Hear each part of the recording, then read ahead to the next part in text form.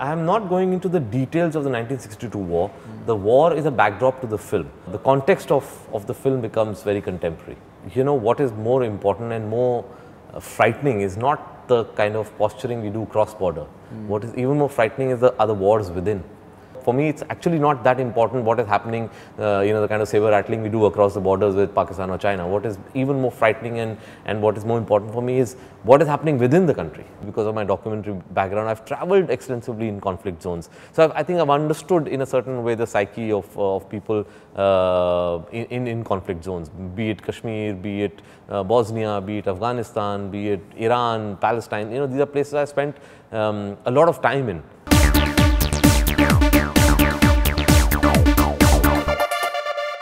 Hi, this is Kabir Khan and you're watching me on Bollywood Hungama. ये जंग एक रोज़ ख़त्म होगी, बस हमें यकीन जलाए रखना होगा. Well, that's a very important dialogue in the teaser of Tubelight. And when you are looking forward to a Kabir Khan film, obviously you're looking forward to some wonderful entertainment. But at the same time, there's a subtext that he layers all his movies in a very wonderful way, and that is something that one looks forward to. So first of all, Kabir, pleasure having you back on BollywoodHungama.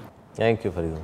And when you're saying that ये जंग एक रोज़ ख़त्म होगी, बस यकीन जलाए रखना होगा, you're actually making a statement. That is something that you based the film in the 1960s, but this can be applicable to any era whatsoever.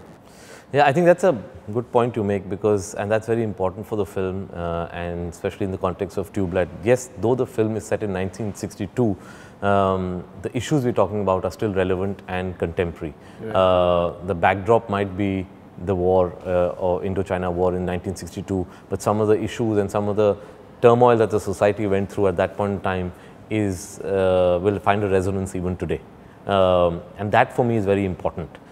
Because after some point you forget that the film's in 62. After some time the film becomes contemporary for you. The characters become contemporary. What they're going through becomes contemporary. Absolutely.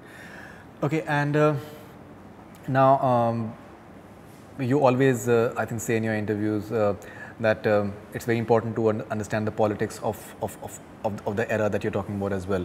So when you're talking about the politics of the era as well, so do we have those undercurrents in terms of, because Pandit Nehru is still blamed for China war, and there are all sorts of rumors and fake news stories which keep on doing the rounds as well. Do we have those elements as well? So, you know, as I said, I am not going into the details of the 1962 war. The war is a backdrop to the film. But what was more important to me, and the reason why I set it against this war and the reason why I was attracted to this story, was because even though it's set in 62, what we are going to be discussing in the film is actually in a way what we're going through today also in our country, and that for me makes the film very relevant, and the context of the film becomes very contemporary. Yeah, so to be honest, that's exactly what I felt when I heard that particular dialogue, because I think we are living in a sort of era right now where we're having like a manufactured war which is being fought in because of the news channels and the sort of jingoism that is taking place. And things are, the real questions, they're not being questioned at all. Do you feel that war is, the mankind, they still haven't learned from history, from past, that there's nothing that anyone is going to gain by just showing you much is more, that yes, we can fight as well, we have all the wherewithal as well. Peace is more important somehow. Yeah, I think unfortunately we never learn. And you know, what is more important and more frightening is not the kind of posturing we do cross-border. What is even more frightening is the other wars within. Other borders within that we are drawing within our own community, between people from different religions, between people from different dietary habits, between people who dress differently, think differently. I mean, that for me is more important. So for me, it's actually not that important what is happening, you know, the kind of saber rattling we do across the borders with Pakistan or China. What is even more frightening and what is more important for me is what is happening within the country. Why are we drawing borders within our country, within people in our country? And that in a certain sense also is one of the subtext of Tubelight, like it was in Bajrangi Bhaijaan. In Bajrangi Bhaijaan also I feel too much was said about the India-Pakistan factor, but people didn't discuss enough the first half of the film, which is actually talking about the borders within the country. Right. Why is it that war fascinates you somehow? These cross-cultural, international facets, they in a way attract you. I've asked you this before as well. Yeah. Because you get into trouble as well. That first of all, you bring India, Pakistan together, then Phantom, you become like an outlaw in a way as well, as far as Pakistan is concerned. Not everyone. Yeah. Why does it happen that I think what somehow attracts me is conflict.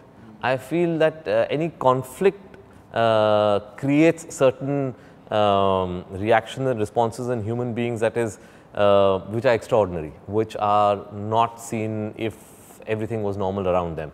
So I think if the moment you put the backdrop of a conflict, you get characters reacting in a certain way, certain characteristics come to the fore that might not come if there was not a conflict situation. So I think, and also the fact, probably because of my documentary background, I've traveled extensively in conflict zones. So I think I've understood in a certain way the psyche of people in conflict zones, be it Kashmir, be it Bosnia, be it Afghanistan, be it Iran, Palestine. You know, these are places I spent a lot of time in and have spoken to people from across the lines.